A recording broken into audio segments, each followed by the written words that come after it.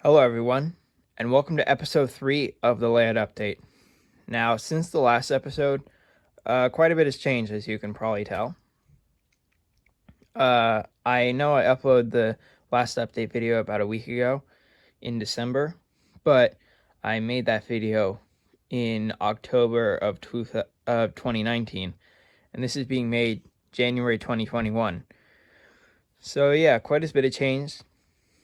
As you can see, I started building up the terrain. Got a few more buildings, and even got some new trains and rolling stock, which I'll show in a bit. But right now I'll show you what has been done and what will be done.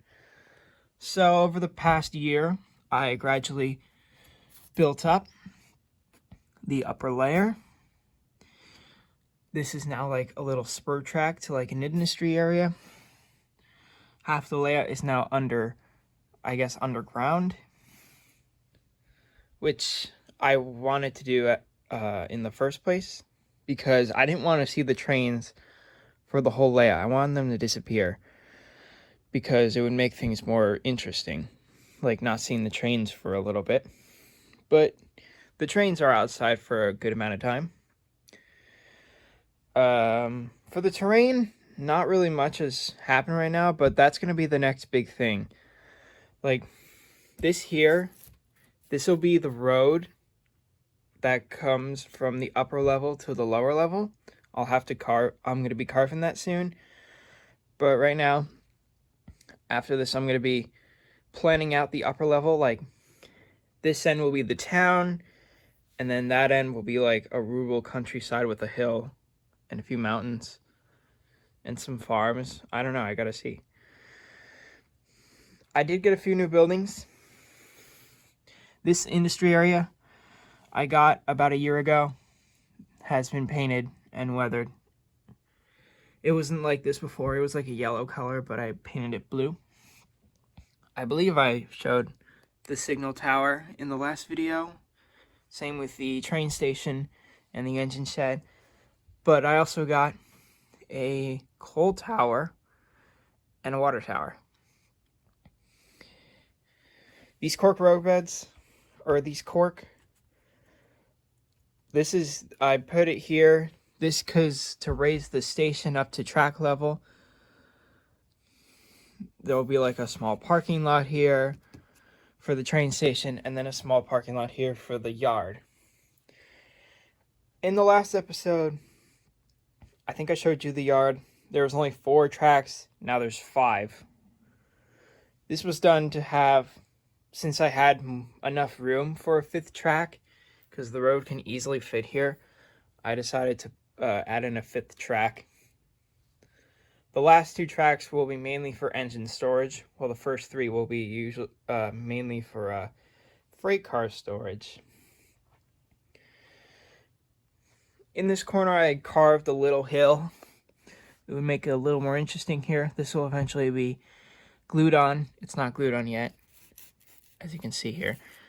And then there'll be grass and trees, and eventually. These markings here, still for the roads. However, they are still very messy. Like, they are not in their final position, as you can see by this mess here. I don't know what happened. I really gotta determine where the roads are gonna go. I'm not sure what to put here. I think there should be like a small pond, maybe a small house here in this corner. Maybe some more industry here. This lower level will be mainly the industry area because it's close to the railway yard.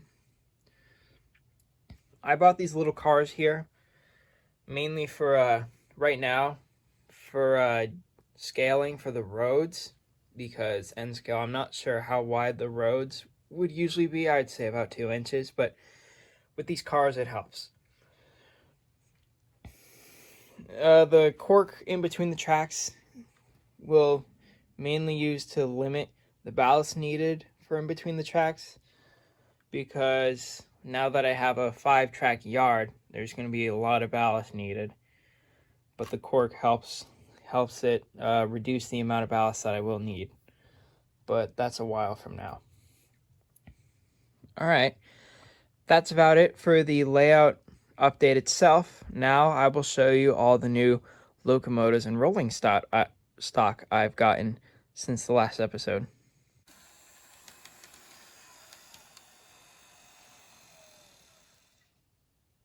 All right, the first new locomotive is this Kato Norfolk Southern SC70 Ace number 1071 in the Jersey Central Line's Heritage Unit.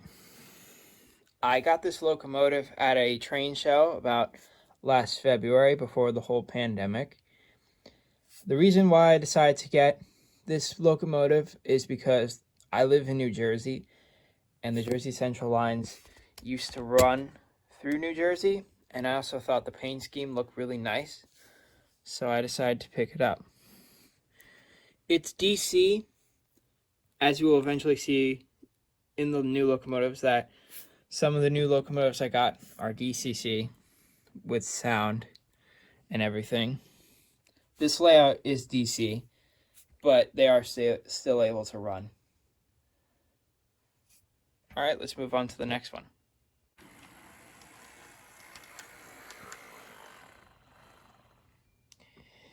Here we have a Bachmann Pennsylvania Railroad Alco RS3. This is also DC. I got this about last Christmas of 2019. It's not the best performing locomotive. It was also pretty cheap. But it looks good and it fits in, and it's a start to my Pennsylvania Railroad fleet that hopefully will get bigger over time. It's not a locomotive I run often, but I do run it once in a while. So let's move on to the next one.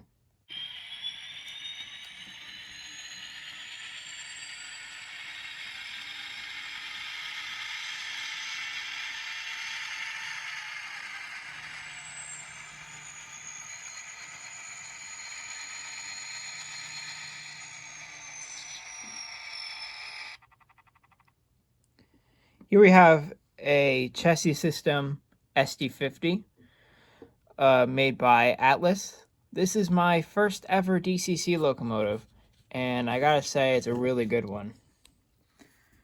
The reason I got chassis system is because, as I said, I think in my last episode, my layout takes place in two eras, classic and modern. This locomotive is part of the classic area, mainly the early to mid 1970s. It's CNO 8636.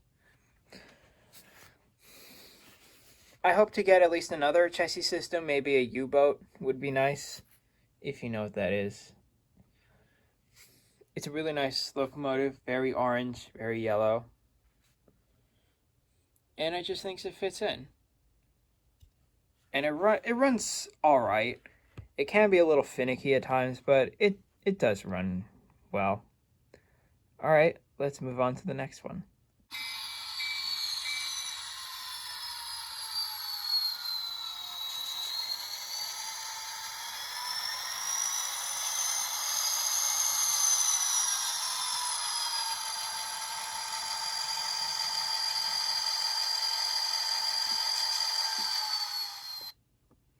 Here we have a Norfolk Southern GP40-2, number 3057. This locomotive was made by Bachmann, and like the chassis system, it is also a really nice locomotive.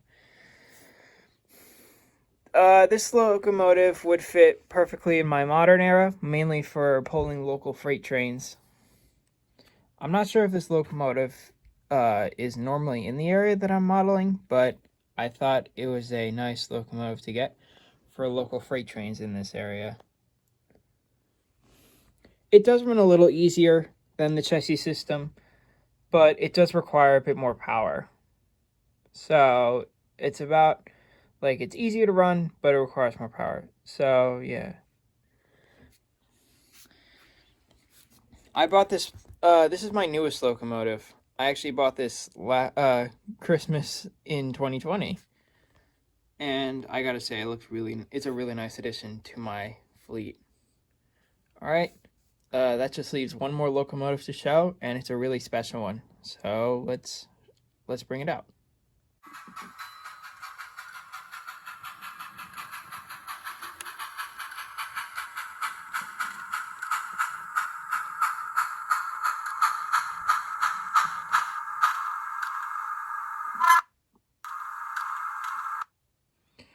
All right, the final locomotive is a Chesapeake, Ohio 284 Berkshire steam locomotive, number 2760.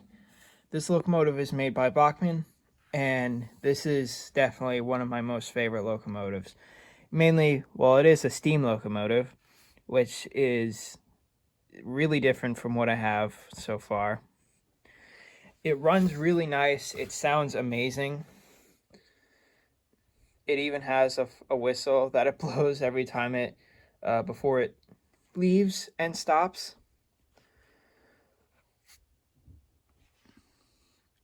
I'm not sure how powerful this locomotive. I'm sure it can hold a decent amount of freight cars.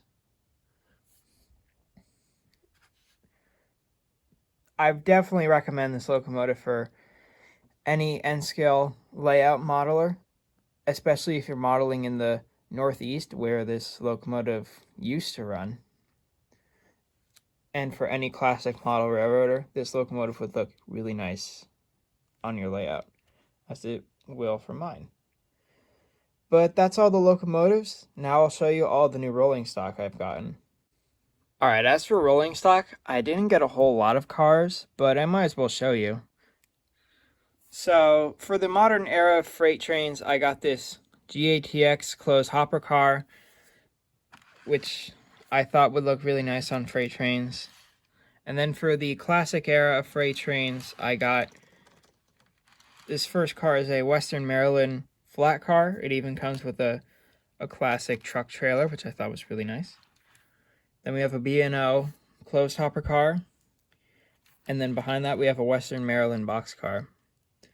This is a start for the classic era freight cars. I am hoping to get more freight cars for this era, for more older freight trains. But this is a good start for now. And then the last rolling stock I have to show you is this consist of Amtrak Superliner cars.